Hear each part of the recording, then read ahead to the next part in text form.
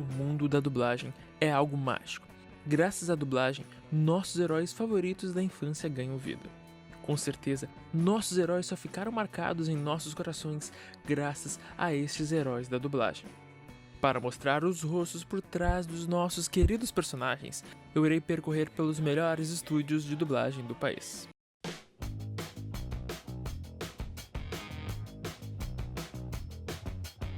Eu irei começar a minha jornada pela Unidub, estúdio da família Bezerra, que são donos de vozes como Charlie Brown Jr., Bob Esponja, Shun, Goku e muitos outros. A Unidub tem um clima totalmente familiar e conta com uma vasta lista de trabalhos em seu portfólio, como os últimos filmes de Dragon Ball Z, Bob Esponja, um herói fora d'água, entre outros. O Wendell é um dos dubladores mais famosos do Brasil. Dono de um talento impressionante, ele emprestou sua voz a personagens de famosas animações como Goku, Bob Esponja, Jack Chan, entre outros.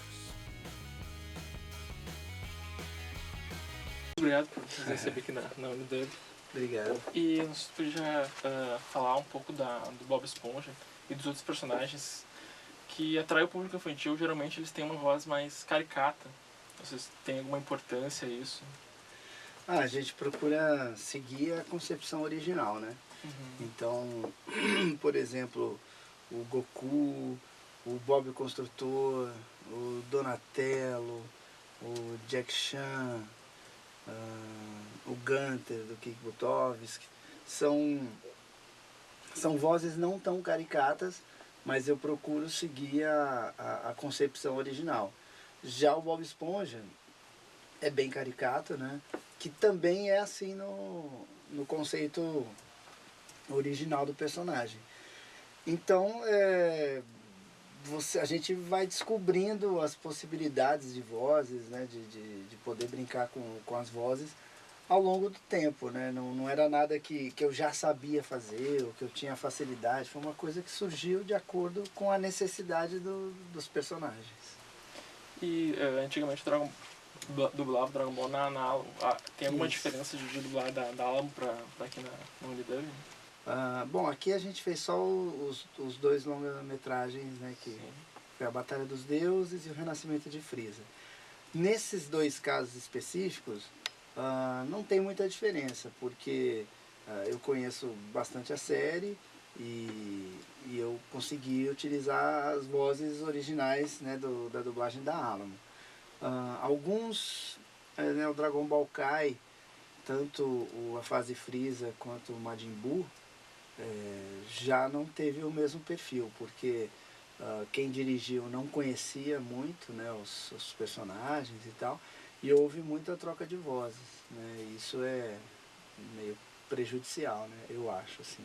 Criação e destruição são necessárias para manter o equilíbrio neste mundo. Oi, você quer lutar um pouquinho? Seu tonto! Quem chamaria um deus pra briga? Luiz, muito obrigado mesmo por nos receber aqui. Imagina, sempre é um prazer receber as pessoas. E você podia começar falando de um trabalho que muitas pessoas guardam no coração da infância, que é o Charlie Brown. Pô, Charlie Brown do Snoopy pra mim foi um grande presente. Meu primeiro grande presente que eu recebi da dublagem, fora outros. Porque eu fiz um teste, aí minha voz foi escolhida pelo próprio criador, Charlie Schulz. Então, assim, eu nem tenho a dimensão, não tinha a dimensão do que ia acontecer, como ia acontecer, porque eu era menino ainda. Então você faz querendo fazer só. E deu esse resultado maravilhoso. E aí, hoje, entendendo a repercussão que é o personagem, ser escolhido pelo próprio criador, me deixa muito mais gratificado. No começo não sabia nada do não, sucesso. porque ser criança meio que não tá nem aí. Você vai lá, dubla, brinca de dublar, gosta de fazer, mas não sabe, putz, quem escolheu foi o cara que desenhou, que pensou. Aí a gente tava dublando. E outro grande personagem seu de sucesso é o Shun, né? O Shun dos Cavaleiros, esse também é um presente. Na verdade, assim, ele abriu portas não só para mim, como para os outros cavaleiros, mas para todos os dubladores serem conhecidos. Eu falo isso porque foi graças aos Cavaleiros que começou a ter palestras sobre dublagem, começou os animes, Anime Friend, Anime Con. Foi assim, a gente conversava sobre os Cavaleiros, sobre o que a gente estava fazendo para 10 pessoas, 50 pessoas, 100 pessoas. De repente, a gente começou a viajar o Brasil inteiro falando do trabalho de dublagem e falando dos Cavaleiros. E muita gente começou a interessar-se por dublagem pelos Cavaleiros. Então, hoje em dia, tem gente que procura, eu quero ser dublador. Foi graças aos Cavaleiros do Zodíaco. Então, me sinto muito honrado de ter feito parte do elenco. A gente ainda, vira e mexe, ainda dubla Cavaleiros. A gente é lembrado pelos Cavaleiros. É aquela coisa de, se fosse jogador de futebol, de ter participado da conquista do Tri, da conquista de uma grande conquista. Quando você fez o nome na história. Então, para sempre vão lembrar de mim, assim como lembram do Drummond, que faz Scooby-Doo, outros grandes feras da dublagem. Eu falo assim, putz, que bom que eu já tenho essa marca na minha carreira. E é sempre bom gravar produtos infantis, porque você acompanha uma geração e essa geração te acompanha. Então é muito gostoso. Então falar dos Cavaleiros para mim é sempre um prazer. Corrente de Andrômeda!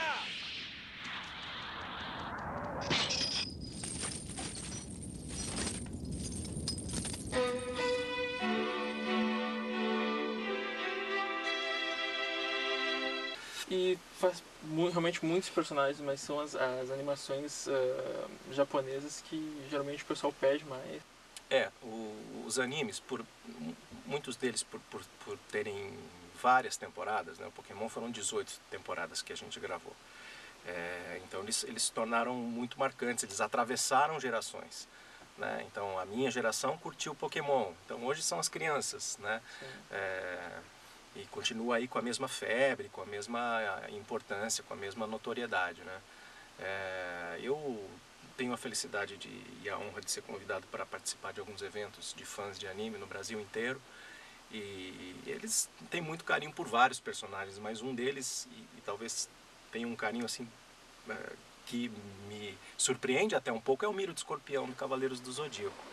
Não tem um evento que eu não vá que não peçam para eu fazer a voz, para eu fazer o grito do Agulha Escarlate, né?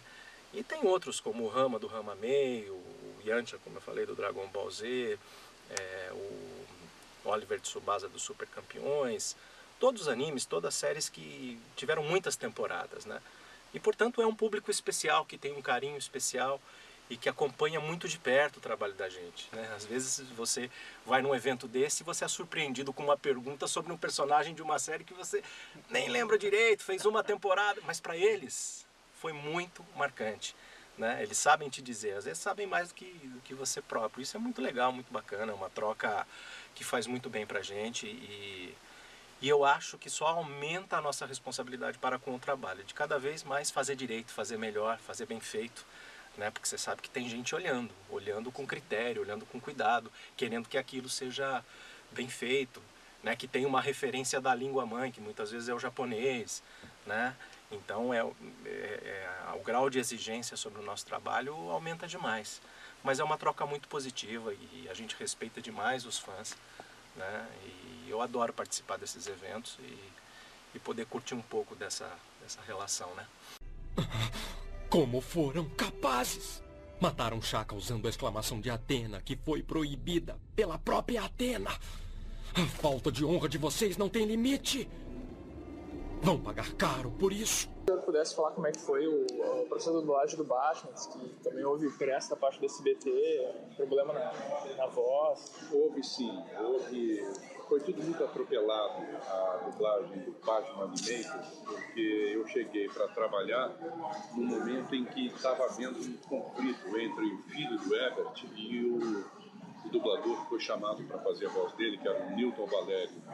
Eu cheguei num momento em que estavam quase se engalfinhando. E aí o filho do Ebert disse assim, você está livre agora?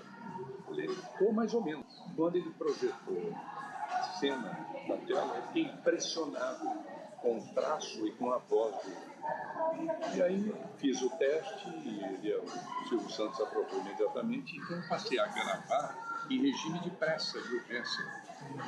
E todos os dias eu gravava mais de 6 horas os desenhos do Batman, porque o Silvio já estava anunciando.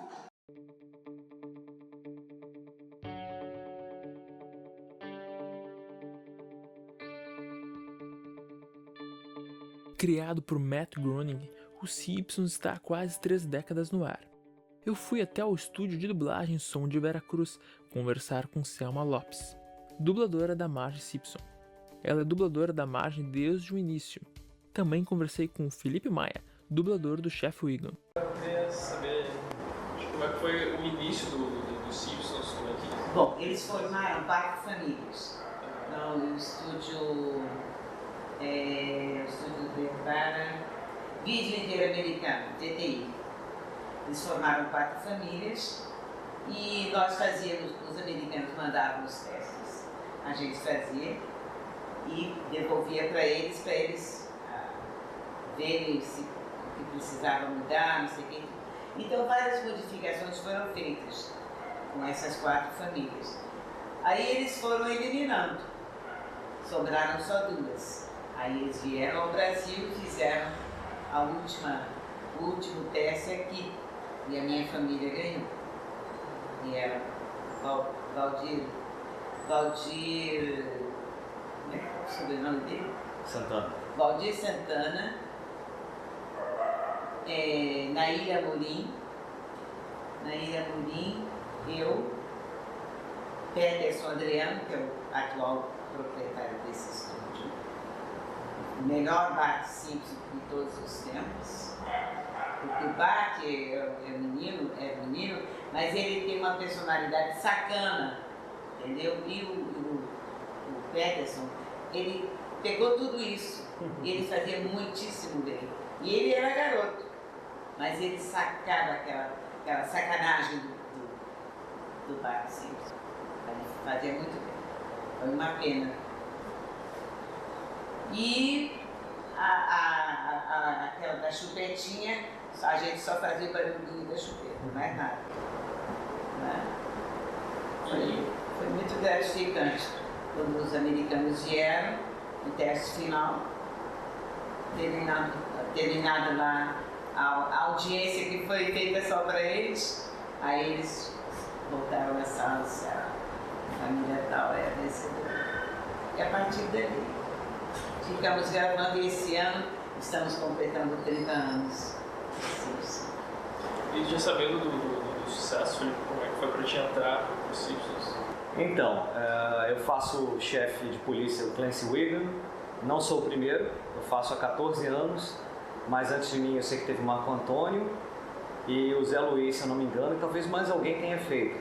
Porque assim, tirando a família, os personagens secundários, eu acho que no início não se preocuparam muito em manter uma identidade. Então nos primeiros episódios as vozes se trocaram e depois é que mantiveram eles se firmaram, exatamente dubladores nesses personagens. Então eu faço o Chef Wiggum desde 2002 e eu acho que eu fui melhorando a maneira como eu fazia o Chef Wiggum, mas eu adoro, eu acho o desenho uma curtição e já é um desenho clássico, né? São 26 anos no ar.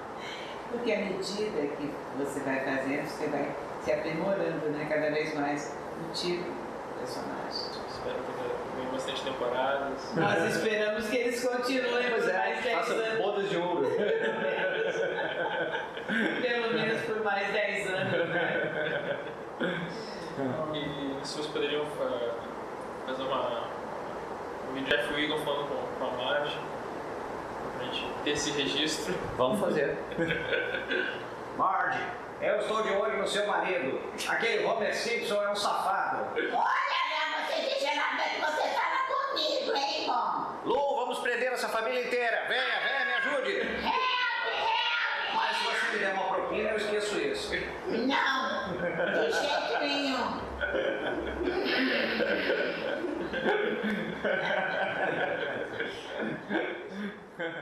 Cheiro de Bart Simpson, né? E olha quem apareceu aí, todo descontraído. O dono do estúdio Som de Veracruz e o primeiro dublador do Bart Simpson. Vulgo Fela. Sábado é pra tentar dar Esse aqui é um pouquinho do corpício. o meu filho. A minha família quase unida. Direto da caixa preta. Direto da caixa preta. Isso aí. Mas foi muito bom e muito gratificante. Deixa eu dizer isso, tá? E os Simpsons, até a animação era diferente, eles eram mais amarelos, né? Mais amarelos e o traço era mais rabiscado, mais duro. Mudou um pouquinho, né? Mudou um pouquinho. Foi há quantos anos atrás que começou? 89? É. Caramba. 26 anos, né? 27 anos. Nossa, tempo rápido, né? Mas foi muito bom, foi muito gratificante. Foi uma grande escola para nós. Como é que foi a sua mãe? Na verdade, a gente começou com núcleos, né? A gente não era filho de um e de outro. Aí o Valdir fez os testes, aí a gente começou, tipo, agora vou botar família por família. Aí, tipo, era eu, ela, aí as famílias, eles iam aprovando um e desaprovando o outro. 4 famílias. Formaram 4 famílias. 4 famílias. E os americanos iam ouvindo, corrigindo isso, corrigindo aquilo. Não era um teste comum, ela fez, eu fiz, não. Era engraçado, familiar. Né? Foi a primeira vez, acho que foi a primeira e única vez que teve um teste. Assim. Foi muito bom. Sem nostalgia. Mas é impossível não ter nostalgia, Peterson. Com essas vozes marcantes e esse encontro de gerações, poxa, eu até me senti um pouquinho parte da família amarela também.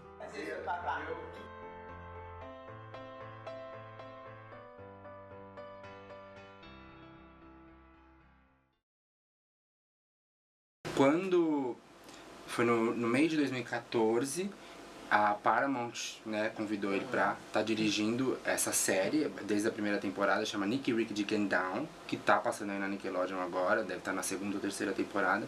E quando ele recebeu esse material, ele obviamente priorizou, né, ele escalou, porque precisava ser feito teste, né, de voz para mandar para Paramount. Então foi feito testes para os personagens, para os elencos, e conforme ele vinha recebendo os episódios, ele ia chamando a gente ia trabalhando. Na verdade, essa é a maior experiência que eu tenho dublando, foi praticamente com ele, assim. Desculpa, escorregou. Eu vou preparar o café da manhã. Café. Eu só quero ajudar. Uau, o que há de errado comigo? Quem quer cão? Pão? Droga! Ai, eu vou sair com o rabinho entre as pernas. Para! Isso já cansou? Eu descansou! Malton! Vocês poderiam falar como é que surgiu a oportunidade pra gente de dublar o Jared Padalecki em Supernatural? Jared Padalecki é uma história engraçada. Eu nunca tinha dublado ele. O Luiz Manuel, que é um mestre, assim, um pioneiro da dublagem, ele já escolheu o elenco de coisas épicas aí. Se eu não me engano, ele que escolheu as vozes do Scooby-Doo, de todo o elenco. Então, grandes escolhas que ele fez. Então, a série chegou, Supernatural, o Jensen, ele já era boneco do Reginaldo, que ele já tinha dublado em uma série. E o Jared Padalecki, ele já tinha aparecido, acho que se eu não me engano, no Gilmore Girls. E eu não tinha feito. Foi o Bruno Miguel.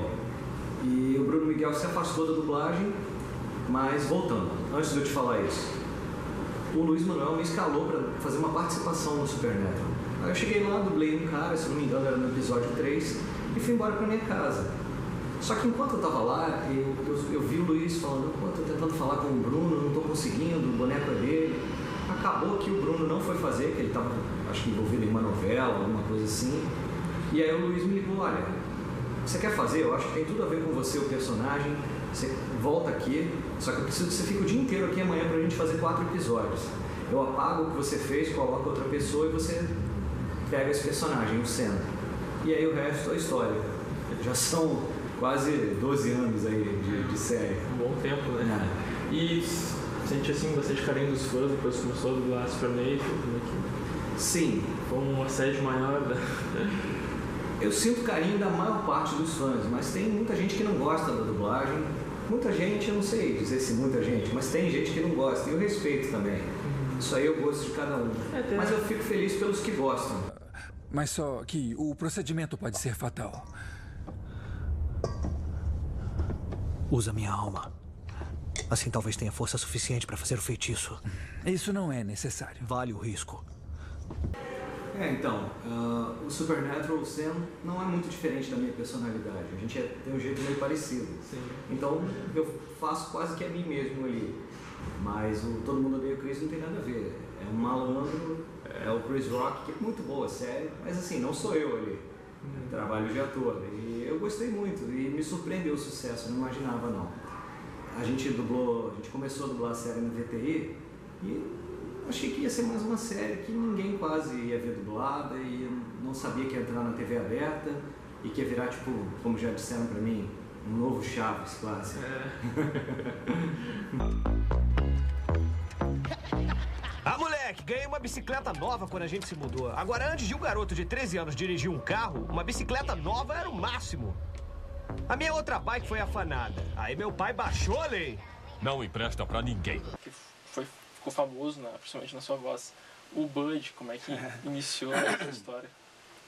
Foi um teste, né? Normalmente essas séries, o cliente pede teste. Eu fiz o teste com outros atores e por acaso escolheram a minha voz, né? E eu quando comecei a dublar o Buddy, eu achei, ninguém imaginava que ele ia fazer tanto sucesso, né?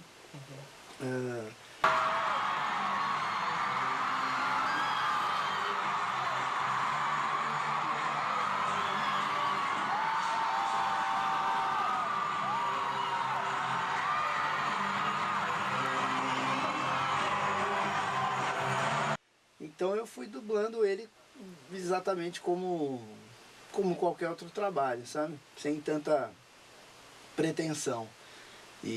Mas por sorte gostaram assim da voz, né? Eu acho que eu consegui entender bem ele, o jeito dele, né? Para poder passar a energia que ele tem, as características que ele tem. E é gozado, porque vira e mexe eu recebo elogios, mas não de gente que presta atenção em dublagem, que é fã de dublagem. Elogios de mulheres, de senhoras que assistem, né? E isso é muito legal, né? É sinal de que eu consigo transmitir a personalidade verdadeira do Cake Boss, né? Através da dublagem. Isso é bacana. Já encontrou ele já, né? Já 2 vezes. Encontrei. Como é que foi? Foi legal. Ele é muito simpático, né? Ele é muito educado, é bem solícito, né? Não é um cara difícil ou estrelinha. Ele é um cara normal e isso que eu achei mais legal. Assim, ele é atencioso com todo mundo. Até na segunda vez que eu vi, ele estava indo atender um telefonema e tipo, ele parou para conversar comigo, tiramos uma foto. Ele podia ter falado, já volto aí, né? Então ele foi bem simpático. Pilha de creme, é uma maravilha. Espaguete à carbonara, é coisa de louco. É isso aí, isso é o que há. Vai fazer isso para sua esposa? Então ela vai premiar você, tá sacando? Com a dublagem sendo a melhor solução para a impopularidade das legendas e também sendo mais econômica do que refazer o mesmo filme em cada país, tivemos o primeiro filme totalmente dublado em 1929 e se chamava Luzes de Nova York. It's James. Control yourself, boy. So, in spite of anything I may say to the contrary, these fantasies keep going right on, huh? Make believe from morning to night. Já aqui no Brasil, os primeiros dubladores vieram do rádio, e Selma Lopes está na profissão desde o início, então ela tem muita história para contar.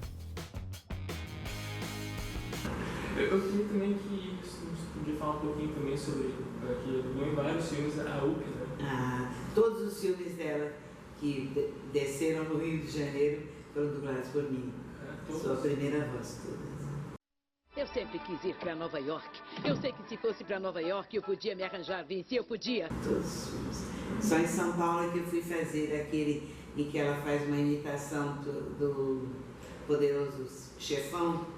Não lembro o título do filme, mas eu dublei. E aí o dono do estúdio quis para uso particular, pagou todas as despesas para eu ir a São Paulo para dublar o filme só para ele. Foi jóia, foi muito legal. Muito legal. Tem algum filme assim que a senhora se lembra até hoje, assim, que isso foi marcante? Olha, Um filme que marcou muito a minha carreira e eu adorei fazer, porque foi o primeiro filme que a Disney mesclou fantasia e realidade, né? E que foi Se a Minha Cama Voasse, com Angela Lansbury. Esse marcou bastante por ser o primeiro filme.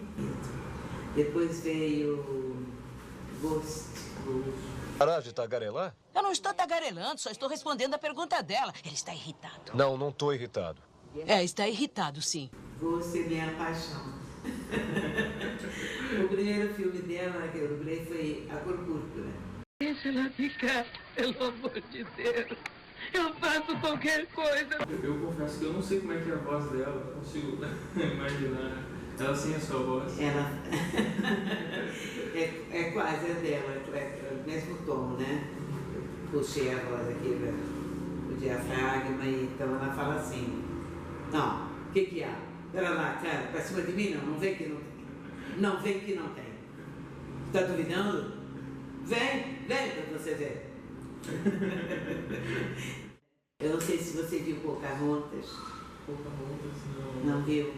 Então, em Pocahontas eu faço a voz de uma árvore que tem 200 anos. Ao coração e vai entender. Tem Pocahontas, tem o Rei Leão 2, que só existe em vídeo. A Zira, faço a leoa Zira, que vem para se vingar do Simba. E então ela canta. Ladrão e meu povo, hora de sonhar, pois quando você crescer, rei vai se tornar. Scar se foi, mas Zira ficou para lhe ensinar a arte da vingança e o desejo de matar.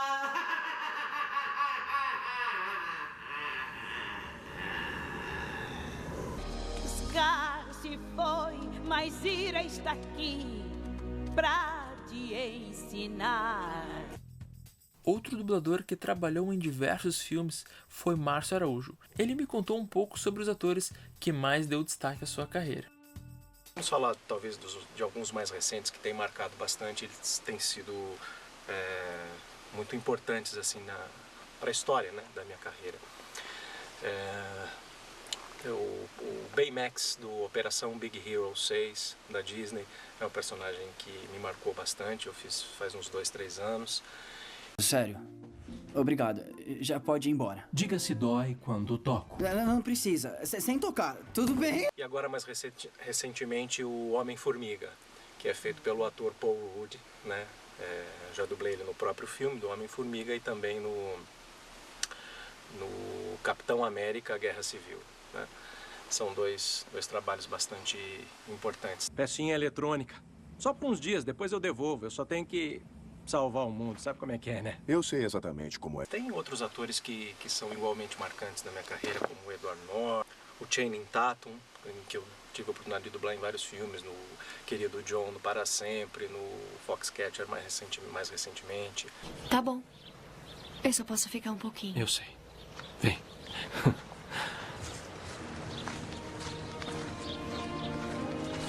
Querido John. O Wentworth Miller, que eu dublei em alguns filmes, mas o trabalho que mais marcou foi o Prison Break, né? Foi uma série bastante importante, que agora está voltando com a 5ª temporada. O Ashton Kutcher, o Brad Pitt, o Tom Hardy, enfim, são atores importantes que marcaram a minha carreira. O filme que eu mais gostei de dublar, isso é inevitável dizer, Star Wars, O Despertar da Força. Eu sou fã de Star Wars desde muito pequeno, então eu nem imaginava, o meu sonho de garoto era assim, será que um dia vai ter a continuação? Será que eu vou ver o que aconteceu com o Luke Skywalker, o Han Solo depois? Mas eu já tinha perdido as esperanças, aí anunciaram o filme e ainda um ator que eu dublava, que é o Oscar Isaac, se tornou um dos personagens da nova geração, que é o Paul Dameron. Então, sem dúvida, foi o meu preferido. E foi o primeiro a aparecer na tela. Os Jedi.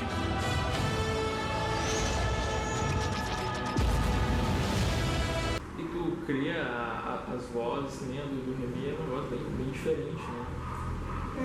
O Remy, eu não sei se as pessoas lembram do original.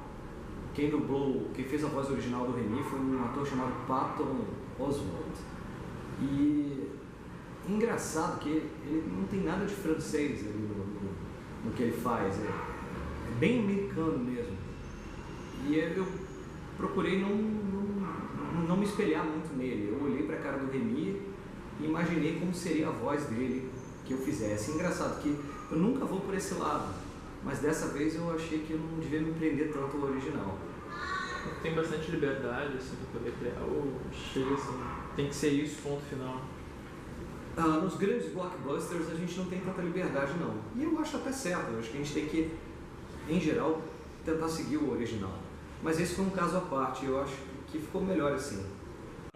Eu não vou comer lixo não, pai! O que é isso? E a senhora cantou também o Pinóquio, né? Pois que o menino, eu fazia a Fada Azul, né? E aí o menino que dublou o Pinóquio não sabia cantar. Eu falei, eu quero, vamos lá. E aí cantei pelo Pinóquio, então a voz do Pinóquio cantando é minha. Eu vou provar para vocês, boneca eu sou, mas sou assim. Quem quiser me examinar, não há...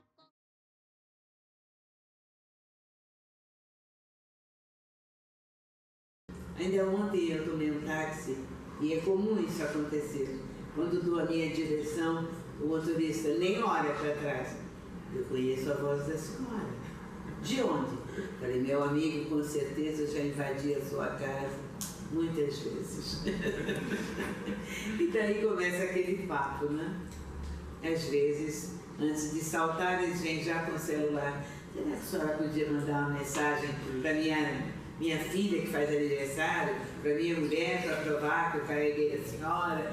E, meu Deus do céu, mas eu não sou nenhuma raridade. Um menino que ele é meu aluno, ele veio para uma aula experimental na oficina de atores, e aí ele tremia, mas tremia, feito uma vara verde. Eu falei, mas por que você está tremendo? O senhor fica sentado junto da senhora. Eu falei, meu Deus do céu, assim não dá. Procuro sempre deixar o ator à vontade, né? Eu procuro, que nem um juiz de futebol deveria, eu procuro não interferir muito no sistema de trabalho do ator. Né? O diretor está mais para lapidar e auxiliar o dublador para que você consiga o melhor resultado possível de cada ator. Né? Então cada um tem um jeito e você tem que ser meio psicólogo para saber tirar o melhor de cada um com o seu jeito específico, né? Dentro e fora do estúdio a todo momento, cara. Era muita sacanagem, era muita brincadeira, sabe? Então eu meio que... O meu estilo de direção é brincalhão, é zoeiro, vamos dizer assim. Claro, hora de trabalhar. Mas eu sempre tento deixar um clima assim mais tranquilo, mas é muito pessoal, cara. Cada diretor tem um estilo totalmente diferente. Eu sou uma pessoa muito franca, então assim, vou colocar isso pra você. Eu acho que quem entra na dublagem tem que respeitar uma certa hierarquia. Que apesar de ser um trabalho artístico, eu acho que assim, quem tem que dirigir dublagem são os dubladores mais experientes, não quem está começando. Isso eu acho muito errado, e assim, a gente já viu alguns casos. E eu sou um diretor muito preocupado com o sincronismo, né? Então eu procuro ser bem até chato, né, com relação ao sincronismo, porque eu acho que ele é quase tão importante quanto a interpretação, né? Então é um fator que auxilia com que a dublagem não seja tão perceptível ao espectador. E ainda mais quando são trabalhos conceituais, tipo voice-over. Voice-over é um trabalho que cada diretor tem um ponto de vista. Tem diretor que acha que voice-over tem que ser interpretado e sincronizado. Tem diretor que acha que voice-over não pode ser sincronizado, mas tem que ser interpretado. Tem diretor que acha que tem que ser uma legenda falada. Não tem nem interpretação, nem lip-sync. Tem diretor que pede reação, né? O que é estranho, eu acho estranho. Mas enfim, é complicado porque direção é uma coisa muito pessoal. Muito pessoal.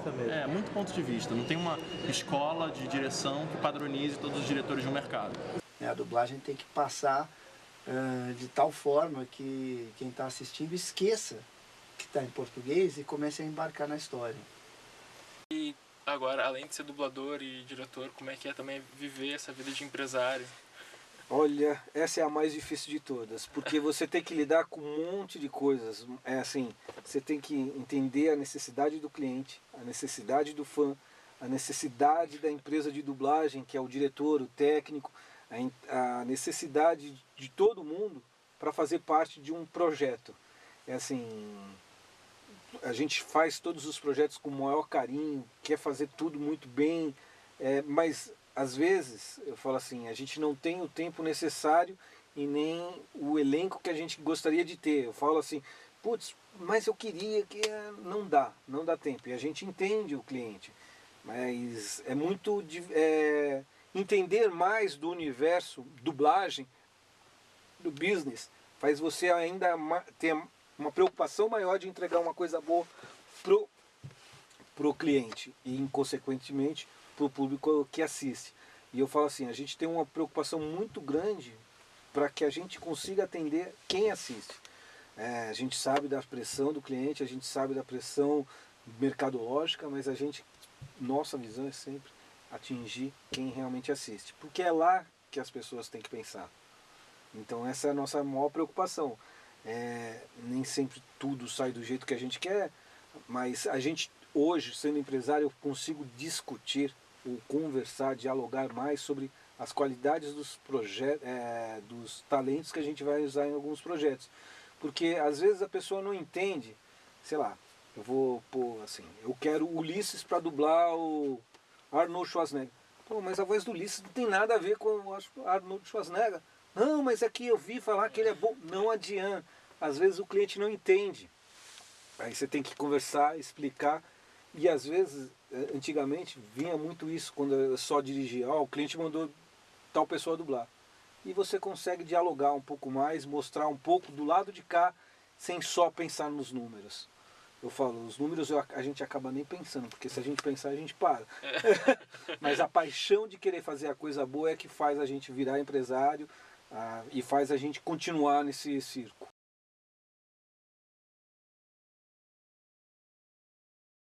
Completamente a favor de anime dublado. Eu acho que existe uma coisa um tanto quanto narcisista da parte do otaku, que anime não pode ser dublado. Eu já sou completamente a favor de anime ser dublado, porque o anime dublado, ele abre um espaço para criança, por exemplo, que ainda não sabe ler ou que ainda não consegue ler na velocidade da legenda, entendeu? Que a legenda passa, poder ter acesso a esse anime e formar novos adeptos da cultura otaku, anime e tudo mais. Eu sou completamente a favor.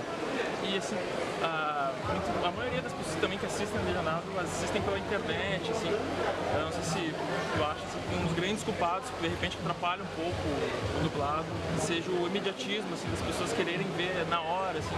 Tu acha que de repente pela internet? Sim. Agora a gente tem uma luz no fundo do túnel que se chama Netflix.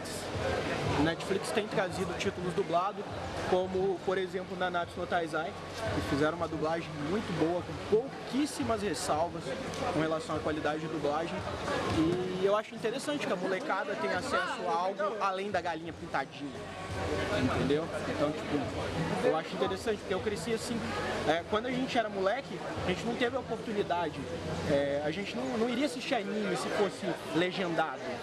Então eu acho muita hipocrisia da parte dos otakus de hoje falarem que tem que ser tudo legendado, porque ele esqueceu que tem uma molecada aí que não sabe nem ler ainda, e que querem ter acesso a esse tipo de mídia, querem ter acesso a uma animação que não seja a animação do estilo emburrecedor, que é o que a animação americana infantil faz, entendeu? Então eu acredito que é mais ou menos por aí. Dragon Ball e Cavaleiros são basicamente os únicos animes que todo mundo assiste dublado. Por que tu acha assim, que de repente não surge um outro anime com esse mesmo sucesso? Assim, tem algumas coisas que o tempo faz para bom e para mal. Antigamente, quando você trazia os filmes, os Cavaleiros, foi uma época que não é que não tinha internet. A internet exige há muito tempo, mas não era divulgado e as pessoas não tinham acesso. Então começou-se a assistir Cavaleiros dublado. Depois, quando as pessoas começaram a ouvir os Cavaleiros com as vozes originais, seja a gente dublou em cima do inglês, do castelhano e do japonês, viam que era completamente diferente do que a gente fazia aqui e como a gente fazia. Que a gente tem uma preocupação muito grande com o sincronismo, com a interpretação, com as vozes. Então mudou completamente. Então o Dragon Ball veio um pouco disso. E aí depois que você se acostuma com as vozes, ou, por exemplo, teve um canal aqui no Brasil, a Animax, se não me engano, que só passava os animes. Pô, é assim, é muito louco, porque as pessoas preferem sempre o dublado. E aí o grande barato tá no público, é você poder, quando você vai fazer esse tipo de trabalho, você entrar em contato com o público-alvo. Porque eles querem escutar, às vezes, algumas coisas, sei lá, um personagem com a voz do XYZ. E aí ele começa a querer só assistir dublado. Mas enquanto aos cinemas, as pessoas preferem assistir os filmes dublado ou legendado. Numa pesquisa realizada em 2002 pelo Instituto Datafolha, diz que 56% das pessoas preferem assistir filmes dublado, enquanto 30% das pessoas preferem o legendado. Mas existe o que é o melhor? Bom, assistir um filme dublado tem grandes vantagens, e principalmente a dublagem brasileira é considerada uma das melhores do mundo, e os dubladores começaram a ficar amados. Porém, se você faz parte dos 30%, é claro que assistir um filme legendado tem suas vantagens. Uma delas é que com certeza você assistirá um filme e vai ter 100% de certeza que o fator da qualidade sonora não irá influenciar no seu filme. Pois com o passar dos anos, muitos estúdios surgiram até mesmo fora do eixo Rio e São Paulo. O que não foi sinônimo de qualidade. Muitos dubladores renomados reclamam da própria qualidade que é deixada de lado muitas vezes por estúdios que não têm profissionais da área. Você tinha que ter uns estúdios maravilhosos, você tinha que ter um puta microfone, você tinha que ter, era caro. Hoje em dia você baixa o Pro Tools pirata e grava aqui, o neguinho grava em casa com seu gravadorzinho e manda, ou seja, mudou. Outro grande problema da dublagem são as adaptações, que muitas vezes, pelas diferenças que se tem nas pronúncias, podem ocorrer grandes modificações. Nunca falo, porque a maioria dos textos de dublagem é abaixo, péssimo. Então eu adapto muito o texto, eu mudo muito na hora enquanto eu estou ensaiando. Mas no caso do Spock, me disseram, você não pode mudar uma vírgula desse texto. Você está redublando. Os trackers cultuam esta série como está, então você não pode mudar o texto. A sua voz tem que ser linear, não pode ter inflexão nenhuma, absolutamente linear. Me explicaram bem o trabalho. E eu tive uma dificuldade muito grande, não foi nada fácil. Porque eu tive trechos do Spock em que o inglês, o tamanho da frase era assim, em português ficava dessa maneira. E eu não podia. Mas se você acha que é somente na versão dublada que se tem adaptações, você está enganado. Diversas adaptações são feitas também nas legendas. Uma legenda mesmo, porque quando é uma frase muito rápida, tem muita gente falando e tudo mais, não tem como colocar tudo numa legenda, porque vai ficar difícil de ler e acabaria ocupando muita tela. Então a gente tem cerca de 25 caracteres por linha mais ou menos para uma legenda, então tem que ser bem econômica essa utilização. Outro fator que também pode influenciar ao assistir um filme legendado é perder algumas cenas, pelo fato de que você precisa ficar lendo, ao invés de se concentrar unicamente no filme. Uma pesquisa realizada pelo professor Marcelo Peruso e pela Ipdal Neurobusiness revelou que a legenda de um filme rouba a atenção de quem está assistindo em 25%.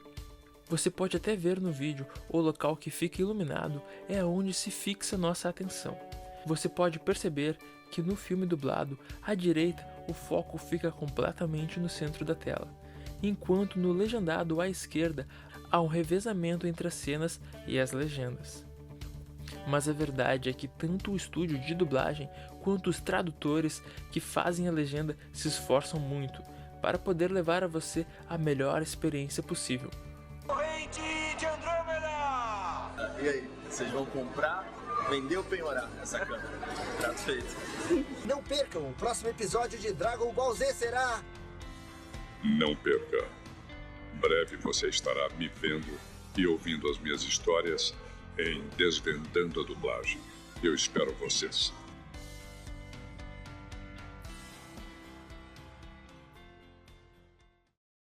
O primeiro filme totalmente dublado na história foi Luzes de Nova York, que foi lançado em 1929.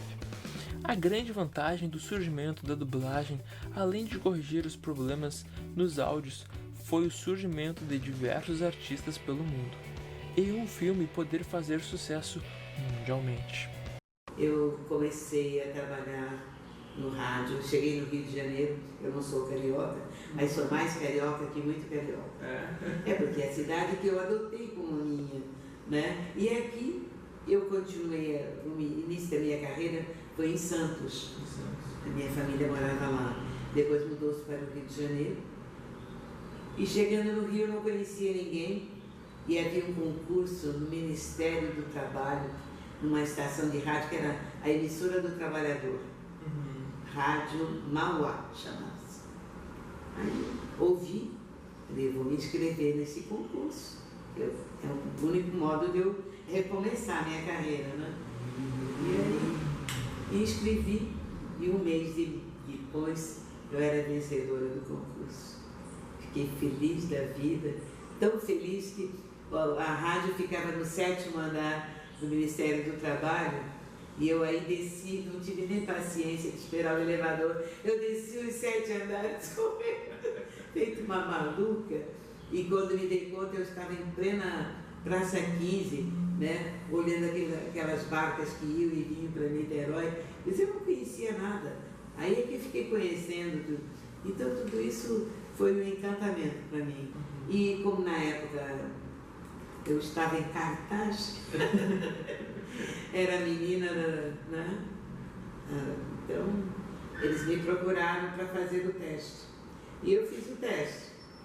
E um dos personagens iniciais do teste era o Rapidinho Gonzalez, que depois virou Ligeirinho, né? Então, eu que criei aquele negócio. Nesses 21 anos de carreira, qual foi a grande mudança que teve na dublagem? Tu acha, assim? Mas são tantas mudanças, né? Mas talvez pra gente, no dia a dia de trabalho, dentro do estúdio, a mudança tecnológica tenha representado um divisor de águas, né? No sentido de que o trabalho passou a ser feito com mais velocidade. Não estou dizendo que isso é uma coisa boa, né? Mas talvez exigiu mais da gente e com mais precisão, porque hoje os programas de computador, além de você conseguir produzir com mais velocidade, você consegue produzir com mais precisão, você consegue colocar a fala mais adequada na boca, você consegue ajustar melhor, você dá uma precisão para o trabalho que os equipamentos anteriores não permitiam, né? Então o avanço tecnológico é importante. Em detrimento do avanço tecnológico, talvez tenha havido aí uma perda de qualidade, porque quanto mais rápido, pior teoricamente. Você precisa do tempo, o tempo é seu aliado, né? Então você tem uma avalanche de profissionais que chegam com velocidade, chegam com ímpeto, com vontade de trabalhar, né? Então você tem hoje uma gama de vozes muito maior do que você tinha 10, 15 anos atrás, né? Essas são mudanças significativas. E eu acho que está uma mudança importante que vem para somar, para contribuir, é o aumento das mídias, né? Hoje você tem uma quantidade de mídias muito grande. Você tem os canais de TV a cabo, quase todos eles com opção dublada. Então houve um aumento muito grande do mercado. Quando você aumenta o mercado nesse sentido, você amplia o olhar do telespectador, do público consumidor. Então, hoje as pessoas falam de dublagem com mais naturalidade, com mais critério, com mais inteligência, com mais percepção do que é bom, do que é ruim. Então, também é um aspecto positivo para que a gente possa fazer cada vez mais melhor.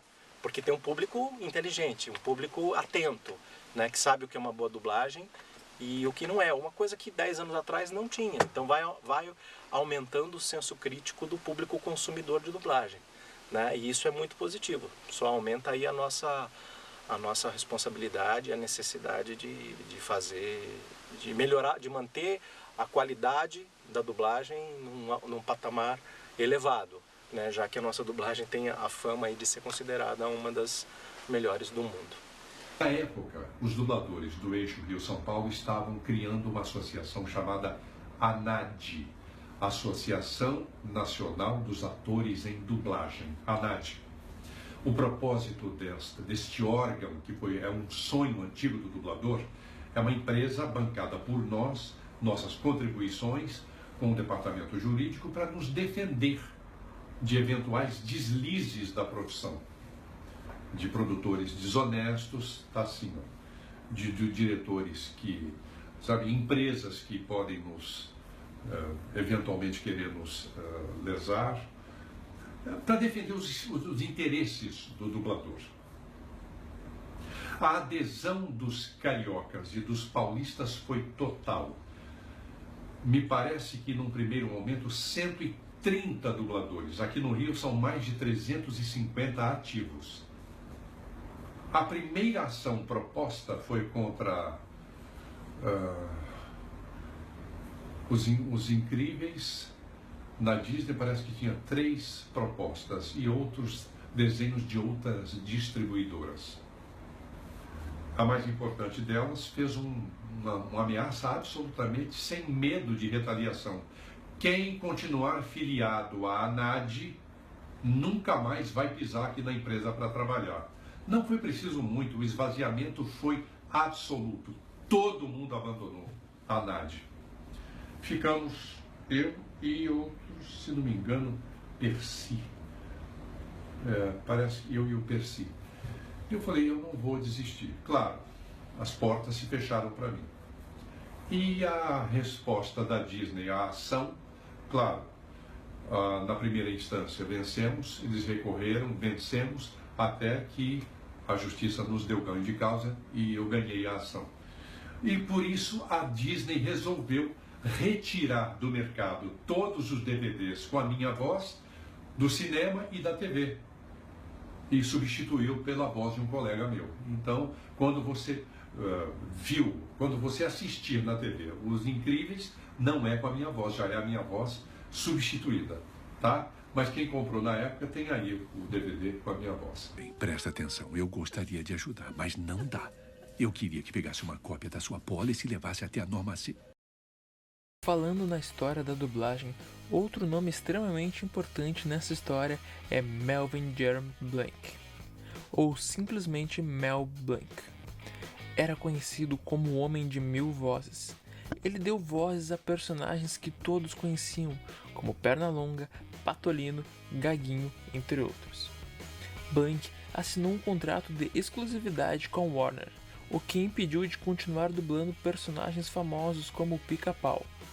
Porém, os responsáveis pela animação não conseguiam encontrar um outro ator que conseguisse reproduzir a risada do Pica-Pau, fazendo com que a empresa tivesse que utilizar a risada de Blanc, o que gerou um processo mais tarde. Porém, em 10 de julho de 1989, diversos personagens se calaram, pois havia falecido o Homem de Mil Vozes. Blanc ficou marcado para sempre na história da dublagem. Outro grande mestre da dublagem é Orlando Drummond, que entrou para o livro dos recordes por ter dublado há mais tempo o mesmo personagem, no caso, o Scooby-Doo.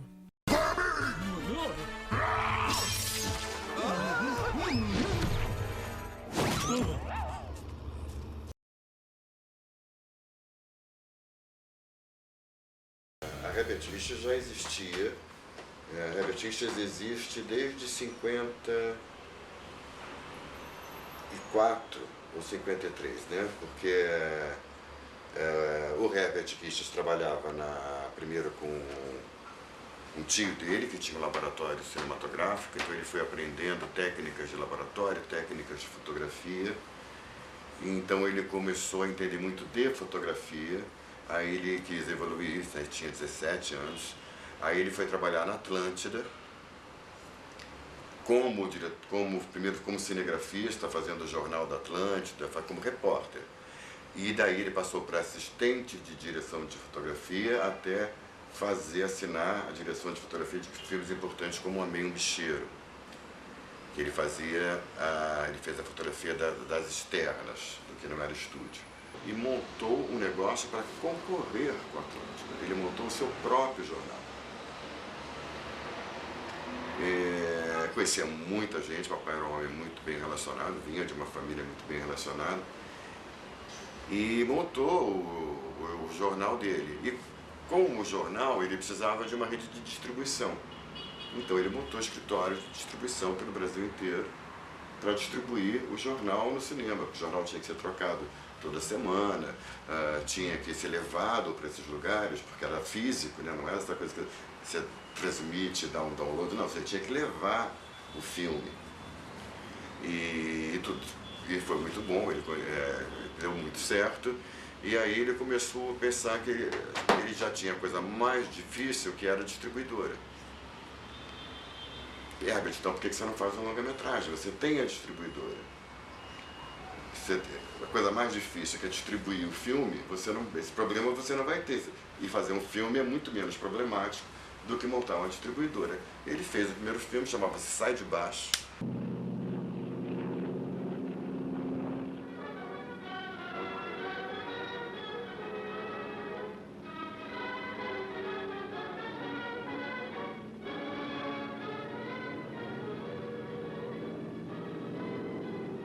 Que beleza, flutuar assim no espaço. Ele chegou a produzir 8 filmes por ano. 8? Assim, num ano ruim produzia 3. O som direto era muito ruim e muito rudimentar. E muito complicado, muito caro, porque eram gravadores enormes. Captar som direto e externa era muito caro e a qualidade não era maravilhosa. O que era gravado dentro dos estúdios tinha um bom som, porque o estúdio era blimpado. Então ele tinha estúdios de dublagem para dublar os próprios filmes. Porque 60% do filme, 70% do filme é rua, é ação, é em locação. Então os atores dublavam isso tudo. Para corrigir... Não, para ter som, senão não ia ter som, porque acho que nem captava som guia. Não lembro se tinha som guia, mas acho que nem som guia tinha, você dublava. Quando ele ainda estava na Atlântida, o Disney veio ao Brasil para fazer Os Três Amigos. E o papai, como falava inglês, foi escalado pela Atlântida para cobrir a passagem do Disney pelo Brasil. E para ir com o Disney também fazer, porque o Disney precisava de um cinegrafista, porque ele estava fazendo pesquisa para o filme que ele ia fazer, ele inventou o Zé Carioca, o filme chama Três Amigos. E, enfim, ficaram amigos. O Disney queria dublar filmes para televisão. A televisão tinha começado e tinha esse mercado aqui. E falou, pô, Herbert, você tem os estúdios lá. Você não quer dublar? Faz uma experiência, dubla uma série para mim. E dublou-se Zorro, e que foi um sucesso. E papai também tinha muita boa relação com o pessoal que estava montando as televisões, porque eram amigos dele de infância, o Dr. Roberto Marinho, o Pipa Amaral, o Silvio Santos depois, era tudo gente que ele era amigo, então ele tinha muita facilidade. Zorro foi o primeiro filme a ser dublado. Zorro foi o primeiro filme a ser dublado pela Disney. E ele começou a representar a Disney também. A Disney televisão. E aí começa a dublar, e a dublagem vai ficando uma coisa grande. E o cinema e os filmes vão começando a ficar complicado de serem feitos. Porque começa aí, já estamos nos anos 70, com a inflação parando de produzir e foi investindo em dublagem. Aí saiu contratando um monte de gente, aí saiu construindo um monte de estúdios, aí abandonou a indústria de cinema e montou a indústria da dublagem. o início da sua carreira foi muito ligado, né, com a Herbert Richards. Como foi, assim, o início? Eu cheguei lá no momento em que eu estava numa situação bastante difícil, procurando um emprego no Rio de Janeiro. Eu vim aqui atraído por uma proposta de emprego que não se concretizou. E quando saiu contratando, buscou que tipo de profissional? Foi contratando os melhores do mercado, ele tinha os melhores do mercado. E foi educando muita gente, né? Muita gente que veio do rádio, muita gente não, todo mundo veio do rádio. E a sua infância foi dentro dos estúdios de dublagem? Acompanhando tudo? Eu achava que atuar... Minha infância foi crescendo dentro dos estúdios de filmagem, né? Vendo os atores trabalhando e vendo atores dublando. Então, para mim, dublar e atuar era uma coisa que gente grande fazia. E tem muitas pessoas, a teoria de muitas pessoas, que a dublagem decaiu um pouco a qualidade, até que levou ao fim da Herbert, seria novos estúdios contratarem, no caso, não digo um freelancer, mas não terem mais a carteira assinada. Não sei se mas é isso que eu te falei, a estrutura da Herbert ficou, primeiro porque antigamente você tinha que ter uns estúdios maravilhosos, você tinha que ter um puta microfone, você tinha que ter, era caro. Hoje em dia você baixa um Pro Tools pirata e grava aqui, o neguinho grava em casa com seu gravadorzinho e manda, ou seja, mudou. A Herbert foi dublada pela própria classe, que quebrou a casa, e quebrou outras, quebrou a Alamo aqui, e eu espero que não quebrem a Delarte. Tudo bem, mas de repente acontece ao contrário, né? Você tem muito, o cliente hoje paga menos do que pagava 10 anos atrás, em dólar. Se desvalorizou. Você estou pagando muito, porque tem quem faça, só que faz desse jeito. E o cliente também não está muito ligado. A qualidade da dublagem não é importante. É importante se o cara está entregando no prazo, no preço e não te dá muito trabalho. Tem a foto, acho que mais aparece na mídia. Eu acho que é aquela... papai ao lado dessa. Essa câmera ficava na sala dele. Essa câmera ele ganhou de presente. Embora seja uma câmera. A Herbert Richards, antes de ser os estúdios, antes de ser Herbert Richards, era Brasil Vita Filmes, que era da Carmen Santos, onde todo o começo do cinema, Humberto Mauro, todo o Segredo, todos esses grandes nomes que começaram o cinema brasileiro trabalharam lá. Foi o primeiro estúdio blimpado do Brasil. Ela contratou o mesmo arquiteto que tinha construído The Phantom Stage na Universal para construir o estúdio dela aqui na Tijuca. Então ele era uma miniatura, embora tivesse 1000 metros quadrados, era uma miniatura e era blimpado, era prova de som. E essa câmera era uma das câmeras da Brasil Vita Filmes dessa época. Essa câmera dos anos 10, as primeiras câmeras de cinema. A Herbert foi o estúdio mais famoso do país e garantia de qualidade. Márcio Seixas retornou após anos para ver o império da dublagem transformado em ruínas. Dos 8 estúdios aqui dentro, só restam ruínas. O que era Herbert Richards, um prédio, uma empresa ativa, dubladores entrando e saindo, uma grande equipe técnica, um departamento de contabilidade enorme, gente à beça. Hoje é o vazio, são ruínas. Eu tinha acesso aos estúdios. Esse corredor aqui, ó, lá no fundo à direita, onde ficam os estúdios. Aqui em cima ficava a administração. Toda essa parte aqui era escritório. Ali no final, mais estúdios que eram utilizados pela TV Globo. Gente, vocês não podem imaginar a minha frustração olhando isso aqui, 24 anos da minha vida, e hoje o que eu vejo aqui são destroços.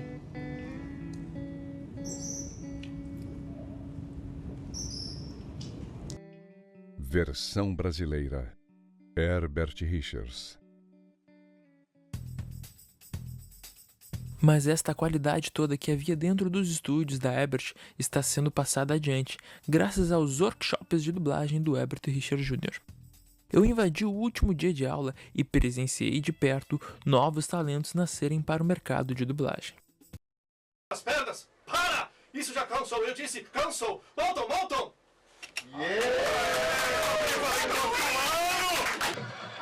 Maria, para, aí para, depois do para. Isso já cansou. Para, isso já cansou, eu disse cansou. E é tudo me dá. Para, isso já cansou, eu disse cansou. Malton, Malton, Malton. Porque não tem respiração. É tudo emendadinho. Para, eu disse que eu... Para, eu disse cansou. Não, para, isso já cansou. Para, isso já cansou, eu disse cansou. Malton, Malton, Malton. Para, isso já cansou, eu disse cansou. Malton, Malton. E temos que ouvir agora o depoimento. Temos Dona Fernanda. Primeiro você dá a credibilidade, depois vai tudo por água abaixo, entendeu? Você dá um depoimento antes de mostrar o vídeo. Curso e está no mercado. 2 módulos, né? Na verdade, também já havia feito outros cursos antes, mas é o que eu costumo falar. O que foi muito importante aprender com o Herbert foi justamente esse lance da musicalidade. Isso é muito importante porque isso facilita. Pode parecer que ali no momento, quando você tem muita coisa para fazer, prestar atenção na musicalidade, putz, é mais uma coisa que eu tenho que fazer diante disso. Porque você pensa na técnica, na interpretação, e daí você fala, meu, eu tô com um monte de banana aqui para descascar, ainda vai vir mais um pepino, né? Então, o que eu vou fazer com isso? Mas não, isso acaba ficando um pouco mais simples. E é como o Herbert falou, com a interpretação, a técnica vem. Você não tá prestando atenção, mas você tá colocando toda a técnica para dentro de você. Quando você vai presencialmente, as pessoas também ouvem a sua voz. Quando você está no... Então, isso também é uma outra percepção. Diferente da sua voz que você tem. Né? Isso que ela tá falando da interação, mas eu vejo que as pessoas muitas vezes estão de ouvido mesmo na sua voz, né? Sim. E você estando ali presente, você é o material. Então, talvez o diretor ouça a sua voz, mas pensa, acho que essa pessoa consegue chegar ali ou aqui.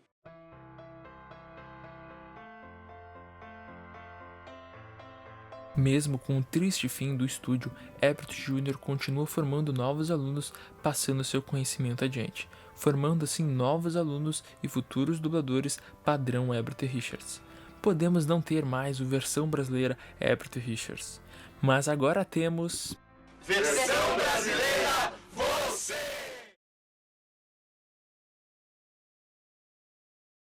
Uma coisa é que eu comecei a fazer teatro tem alguns meses. E uma coisa que eu fui reparando é que no teatro e na atuação e na dublagem tem suas semelhanças e tem também suas diferenças. Por exemplo, na dublagem, quando você está dublando, você não pode se mexer para expressar o que você está falando. Você tem que ficar parado no seu canto, porque você pode sair levando o microfone, sair levando tudo, leva tudo assim. E tem uma coisa assim, eu conheço excelentes atores que não são bons dubladores. Mas eu não conheço nenhum excelente ator, excelente dublador que não seja um bom ator. Por isso que, tipo, cada um tem o seu jeito. A dublagem no teatro também tem a mesma dificuldade, porque no ator ele tem que expressar em tudo o que o personagem está sentindo. Na dublagem, ele tem que representar na voz o que o personagem está sentindo. Depois de ter a DRT de ator, você pode fazer um curso especializado na dublagem. Mas é claro que você também pode fazer ao contrário, iniciar a dublagem e depois ter a DRT. Um workshop de dublagem, porque eu tenho uma maneira muito peculiar de ver a dublagem.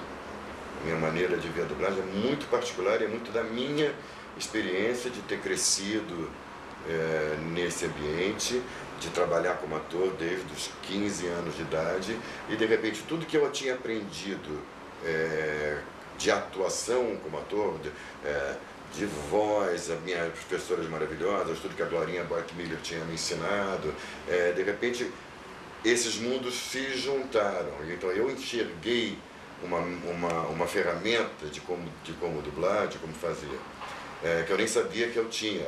A SP me chamou para dar um workshop lá, uma coisa pequena. Eu experimentei esse meu método. Eu falei, olha, eu acredito, para mim funcionou, né, quando eu tive que dublar, e não tem erro, né? Se você vê acontecer, é óbvio essa história. E aí começou a dar muito certo, porque as pessoas saem fazendo com perfeição. Então eu preparo as pessoas para o mercado que não existe, porque eu não ensino a dublagem aproximada, né? Que você vai ver aproximadamente o cara abrir a boca, não. O cara, cada vez que ele bater a boca, você vai bater a boca. Cada vez que ele tiver boca de vogal aberta, você também vai ter. Cada vez que ele tiver fechado assim, você vai ver o cara falando português. Já tinha feito aqui antes de fazer o curso aqui, já tinha feito em outro lugar já? Isso mesmo, a gente fez pela SP, Escola de Teatro, com o Herbert, né? Ministrado por ele. Com ele também? Isso, com o Herbert Richard Jr. E... Ops, foi lá que ele começou, na verdade, a ministrar esses workshops. Isso. Que aí foi crescendo, crescendo, crescendo e sendo extremamente procurado. Entendeu? Foi isso. Mas antes disso você já tinha, né? Foi isso que você perguntou, né? Sim. Se antes disso você já tinha alguma experiência, antes do próprio Herbert. Antes do próprio Herbert, sim, já havia feito curso de dublagem na do Brasil, que também é uma casa de dublagem muito conhecida. E também foi uma experiência muito bacana. Ali eu tive realmente um módulo de game muito bacana, que foi com o Felipe Grinan. Ele passou um pouco pra gente da dublagem / locução de game aí, né? E lá realmente eles segmentam os módulos de uma forma muito organizada. Você pega bastante da técnica, você pratica bastante coisa também. Então eu posso dizer que eu tenho vários pontos, assim, né? Vários ensinamentos bacanas vindo de pessoas diferentes, assim, que acrescentou demais, mas observar e praticar é sempre o que vai te levar à perfeição. E como é que são as suas aulas? Eu ensino tudo que eu aprendi durante a minha carreira, sabe? Tudo que eu aprendi e fiz e deu certo é o que eu ensino para eles.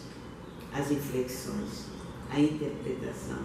Porque a interpretação para filmes é completamente diferente do cinema, da televisão e do teatro, né? É mais a base da inflexão, né?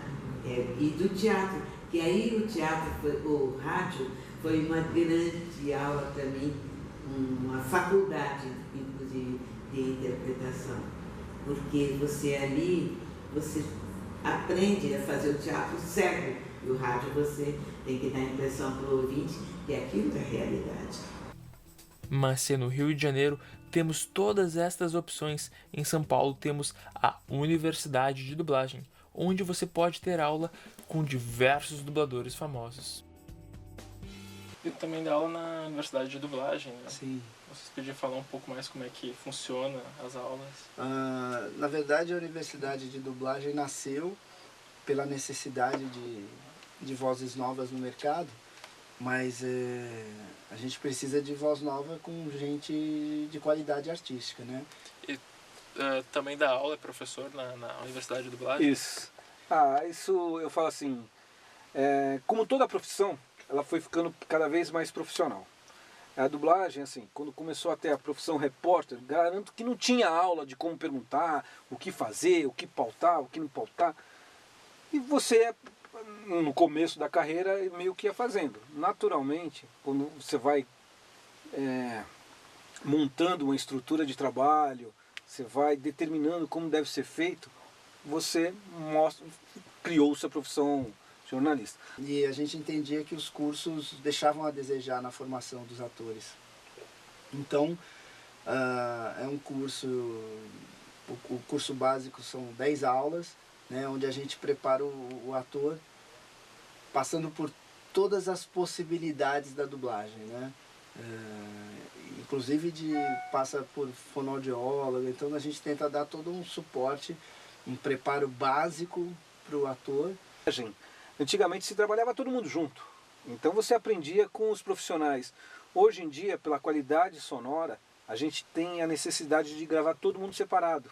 Então você vai virar dublador como se você nunca viu, nunca sabe. E o mercado está numa velocidade incrível, que todo mundo tem que produzir, porque entra filme, sai filme, entra filme, sai filme, é desenho, é animação, é game, tem que fazer. Então você tem que explicar como é. Então esse é um legado que a gente está passando. E o legal é que a gente tem diversos professores, né, todos famosos, são diretores e tal, então é legal porque o aluno pode ter contato com muitos atores e cada um traz uma experiência diferente. Então isso é bem enriquecedor pro aluno, né? Só ou duas, porque às vezes engessa o processo e estabelece-se uma só visão, né? Então eu acredito que tendo cada aula com um professor diferente, você consegue não só enriquecer o teu conhecimento, mas também você já começa conhecendo mais pessoas do mercado, o que às vezes pode te facilitar. Eu tive sorte de fazer parte do elenco que aprendeu com os veteranos. Então, hoje eu tento ensinar tudo que eu aprendi para a futura geração. Então, é super importante essa coisa de você querer levar a profissão além, porque senão morre. As empresas que têm os seus cursos, essas sim, em alguns casos, dão chance para os alunos que eles ensinam. Olha, para quem quer começar a dublagem, ser paciente, porque os que já estão, né, eles sempre colocam uma barreira para quem começa. Então, tem que haver paciência, né? Tem que haver paciência. Eu facilito um pouco o caminho para os meus alunos, aqueles que eu acredito que já estejam preparados para o mercado. Então, quando eu estou escalada em um determinado estúdio, eu marco com eles. Olha, me conta dia tal, no horário tal, no estúdio tal, eu vou estar lá. Mas se o dublador, o futuro dublador for bom, futuro ou futura dubladora for bom e correr atrás, ele vai conseguir.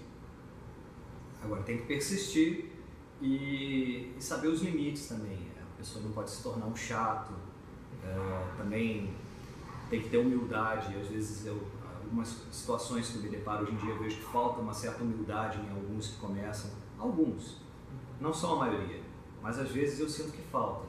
E respeito também. Eu sou uma pessoa muito franca, então assim, vou colocar isso para você. Eu acho que quem entra na dublagem tem que respeitar uma certa hierarquia. É um processo vagaroso, mas assim, tudo na vida é assim, quando você segue o caminho legal, o legal que eu digo não é legal de lei, não. O legal é assim, do caminho mais bacana. No fim você vai ser mais bem recompensado, eu acho isso.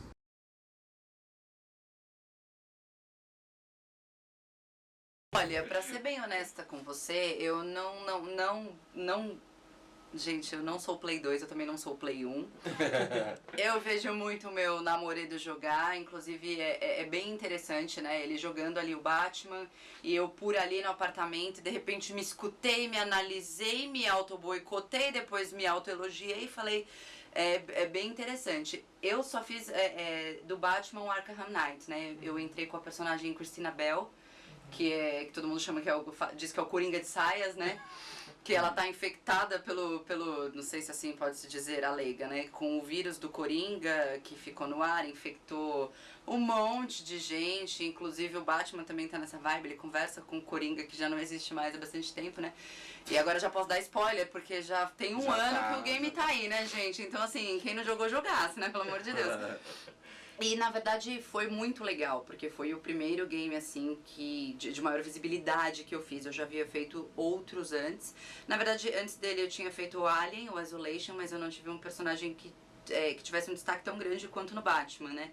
E, poxa vida, responsa. E daí, quando você... E o processo do Batman também foi muito bacana, né? Eu tive várias escalas em estúdio, depois fiquei um tempo, depois eles colocaram coisa nova, eu voltei e fiz mais coisa, depois quando eu achava que tinha acabado, Cris me ligava de novo e falava assim, Fê, mais Batman, daí voltava. Então, assim, eles elaboraram muito, né? Eles elaboraram muito esse jogo, tanto que, se você for ver, é impecável. Não tenho o que falar, é impecável mesmo.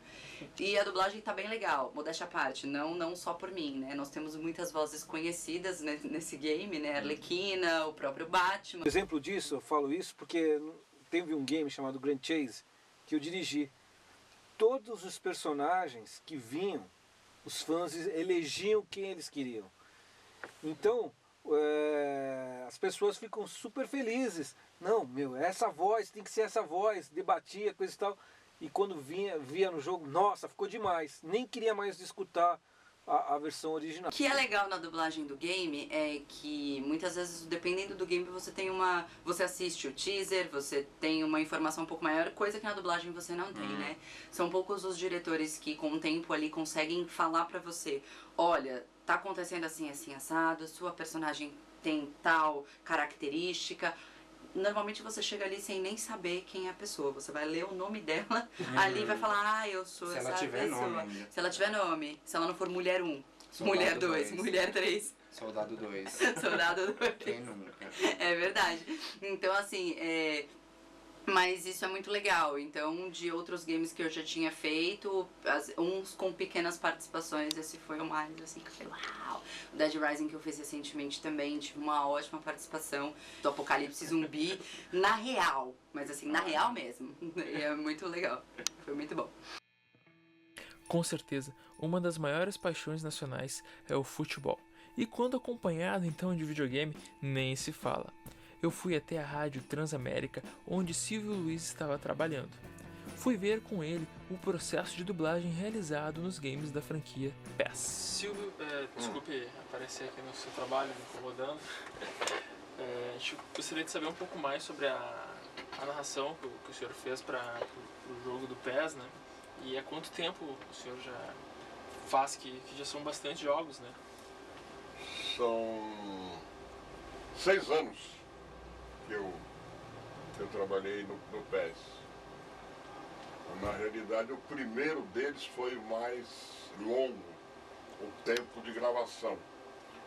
Porque como o PES não tinha em português, e eles me escolheram junto com o Mauro para fazer em português, nós tivemos que... Eram não sei quantos clubes, mais de 500 jogadores, sei lá, muito mais do que isso. Tivemos que atualizar tudo isso para o português. Então isso teve uma demora muito grande para você fazer. Acho que mais de um mês nós fizemos isso aí todo dia. Ou descansando uma ou duas vezes por semana, mas era cotidianamente. E nós, nesse primeiro ano, nós fizemos juntos. Depois nós passamos a fazer separado. E você faz alguma coisa relacionada a texto ou já vem tudo pronto? Porque são seus Vem tudo pronto. Você só tem que criar dentro daquilo que está. Te dão toda a liberdade de criação. Você pode criar do jeito que você quiser. Eles dão mais ou menos um caminho. O que é a jogada, entendeu? Explica. E às vezes, uma jogada, ela tem 4 ou 5 ou 6 até finais. Essa repetição que é cansativa. Você tem que falar o nome do jogador, uma porção de nome de, vamos dizer, de 300 jogadores, a mesma coisa. Lá vai ele, fulano. Lá vai ele, Beltrano. Lá vai ele, Cicrano, entendeu? Você vai gravando todos os nomes que estão no script. E tem algumas coisas específicas, porque no caso do Grenal também tem que gravar, quando é entre Grêmio ou algo do Barcelona. Não, você faz como é que é? Não é específico, é genérico, fica lá. Então o cara usa onde ele quer, entendeu? E como é que o senhor consegue passar a emoção de estar narrando um jogo mesmo? Mais uma razão, você tem que numa cabine de áudio como essa daqui, dar a emoção como se você estivesse no estádio. Tem dia que você só grita, tem dia que você só fala, tem dia que você só diz nome de jogador. Quanto tempo leva para finalizar o trabalho?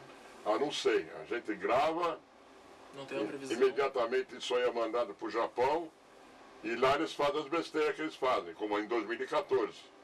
Fizeram uma merda que não tem tamanho, entendeu? Trocaram o produtor, trocaram o estúdio, fizeram uma confusão e acabou acontecendo o que aconteceu, sabe? Terrível, em prejuízo até da minha própria imagem. Os caras reclamavam, eu não tenho culpa, mas reclamam com o japonês. Sim. Aí em 2015 eles deram uma bela melhorada, em 2016, mas em 2014 foi uma tragédia, cara. Eu não acreditei quando eu li. Não acreditei. O senhor tem algumas imagens que poderia mostrar pra gente? Posso? Quer ver aqui? Vamos ver aqui se eu... se eu consigo localizar para vocês. Quer ver aqui, por exemplo, aqui, ó. Esse aqui é o... Vamos começar com o script. Isso aqui é o script, tá vendo? Ó? A equipe agora vai ter que repensar tudo depois desse cartão vermelho. Eles não podem se arriscar a levar mais suspensões. Isso é o que está escrito. Dentro desse texto, você tem que criar. Entendeu? Dentro do que está escrito aqui, você cria. Eles te dão um caminho, mas não dizem o que você tem que fazer. Quer dizer, dizem o que você tem que fazer. Ó, com certeza vai falar alguma coisa, mas é melhor segurar a língua e não quiser... Isso é a tradução do script para o português. Você imaginou se eu vou falar isso aqui numa transmissão? Com certeza vai falar alguma coisa, mas é melhor segurar a língua. Quer dizer, não tem nada a ver uma coisa com outra. Então, ó, porque do japonês vai para o inglês, do inglês vai para o italiano, do italiano vem para o português. A turma da sabe, da tradução. Você quer ver outro aqui? Esse aqui, né? Aqui, ó.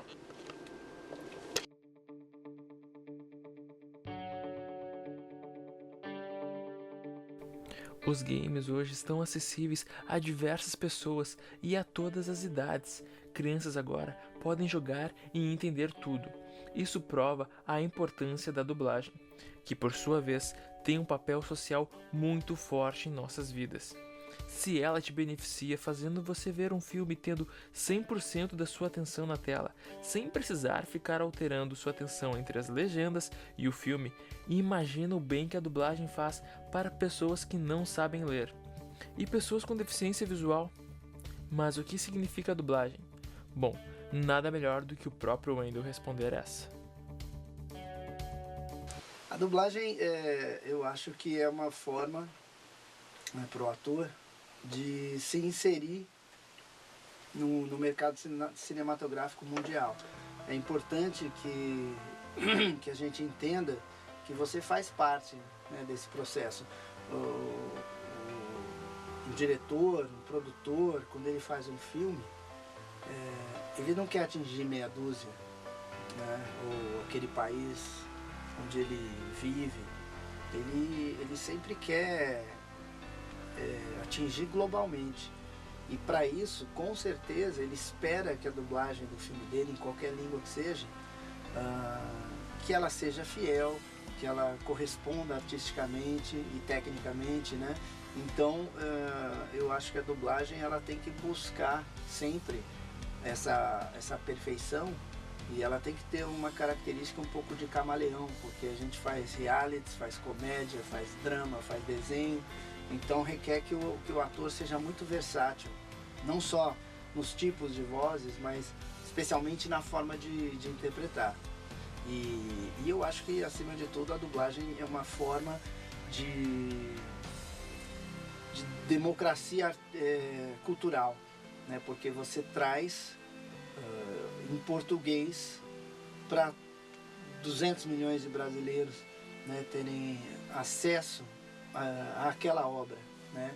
Então, isso desde a criancinha de 1 ano de idade até os mais velhos, né? Então, é uma forma de você globalizar a comunicação de uma forma democrática e até instrutiva, porque você descobre novos termos, né? Você pode melhorar seu português, né? Você vê crianças repetindo coisas que elas ouviram dos personagens na TV.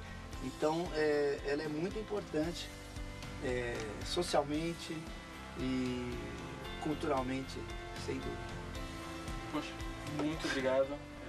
Um ídolo pra mim. Obrigado. Obrigado mesmo.